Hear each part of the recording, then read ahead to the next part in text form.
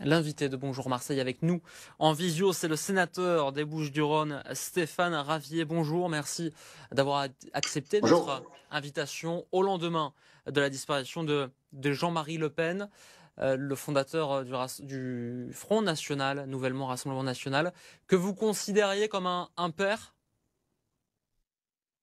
Écoutez, depuis l'annonce de son décès, j'ai reçu de très nombreux messages de condoléances. Chacun sait que je ne fais pas partie de la famille Le Pen, mais l'on sait aussi que Jean-Marie Le Pen faisait partie de ma famille.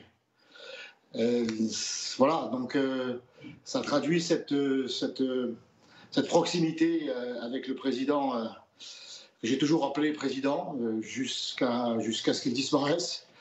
Donc oui, un père, c'est comme si j'avais perdu un père politique. C'est lui qui a donné naissance aux militants que je suis devenu il y a 35 ans, et c'est grâce à lui, à la confiance qu'il m'a accordée, que je me suis présenté à toutes les élections pour être aujourd'hui encore sénateur. Donc j'ai perdu un proche, oui.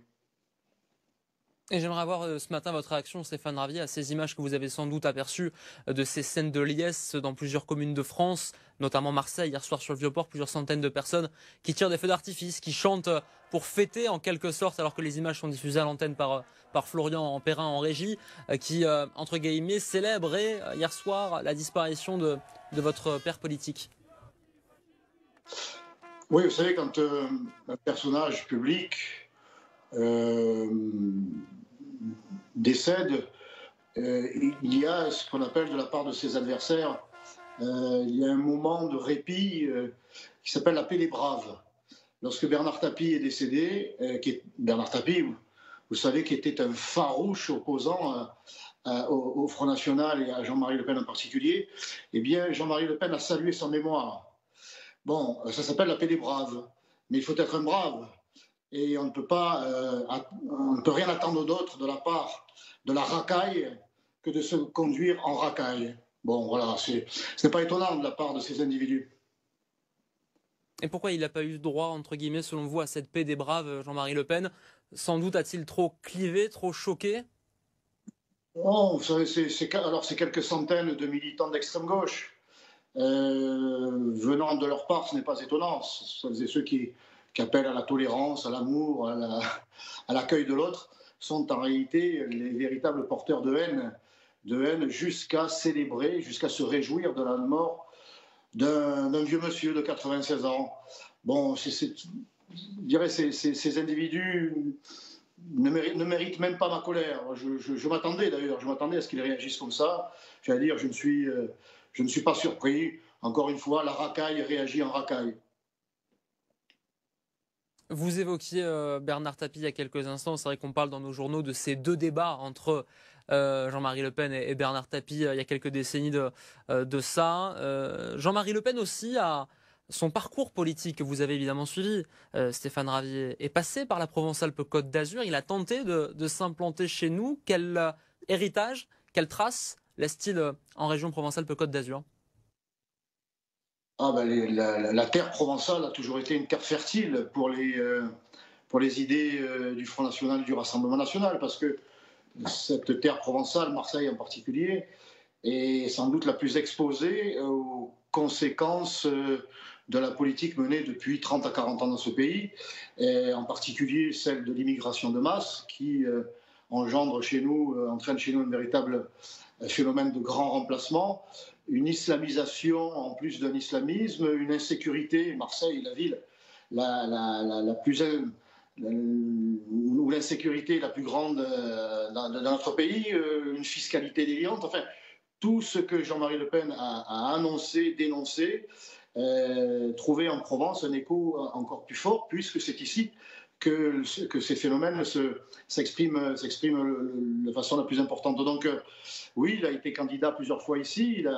En 1988, il avait été candidat aux élections législatives dans les quartiers nord, dans les 13e arrondissements, 13e, 14e arrondissements, face à Marius Mas. Il avait réalisé près de 48% déjà. Vous voyez, déjà, à Marseille, le Front National faisait des scores très impressionnants. Il a fait Il était arrivé en tête à l'élection présidentielle à Marseille en 1988 avec 28%. Et il a laissé ici, il a tracé un sillon, il a labouré, semé. Il y a eu quelques bonnes récoltes et aujourd'hui les récoltes sont bien meilleures encore. Et c'est au travail de Jean-Marie Le Pen en amont qu'aujourd'hui, grâce à ce travail, qu'aujourd'hui le Rassemblement national récolte ses fruits. Plusieurs députés, 11 députés sur 16 dans les Bouches-du-Rhône. Rognac qui a été conquis il y a quelques semaines, les conseillers départementaux, etc., maire de secteur, votre serviteur, qui est sénateur et dont le mandat a été renouvelé en 2020. Ouais. Voilà, c'est grâce à ce travail d'implantation de Jean-Marie Le Pen lui-même qu'aujourd'hui le Rassemblement national peut être extrêmement puissant dans ce département des Bouches-du-Rhône et Marseille en particulier. Stéphane Ravier, le sud-est dont on parlait, notre région, il a offert aussi un siège de député européen également. Sur un point de vue plus personnel, pour en revenir à l'émotion depuis hier dans votre camp, même dans votre ancienne famille politique qui était le Rassemblement national, vous avez pu échanger par exemple avec Marine Le Pen ou avec Marion Maréchal, dont vous êtes également très proche? J'ai présenté mes condoléances à Marine Le Pen. Je l'ai présenté aussi à ses sœurs aujourd'hui, parce que hier j'ai été un peu sollicité. Et j'ai eu Marion au téléphone, oui. C'est elle d'ailleurs qui m'a informé de la mort de son grand-père, dans les minutes qui ont suivi, pourquoi je le suis reconnaissant.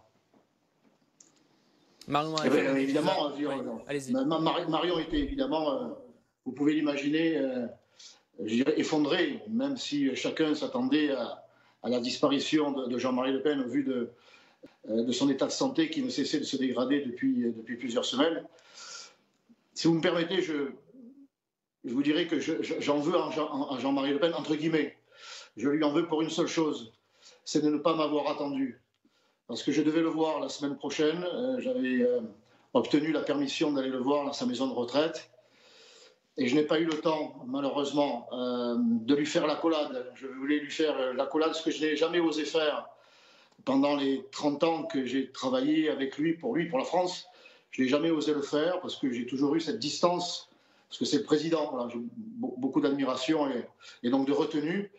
Mais je voulais lui donner l'accolade du camarade de combat et je n'ai pas eu le temps de le faire. Voilà, donc ça restera pour moi un rendez-vous manqué, même si j'ai cette fierté d'avoir travaillé à ses côtés pendant de si longues années. On a entendu votre émotion, Stéphane Ravier. Merci d'avoir été avec nous dans Bonjour Marseille. Merci à vous. Ce matin, bonne journée, à bientôt. On passe à Marseille Story.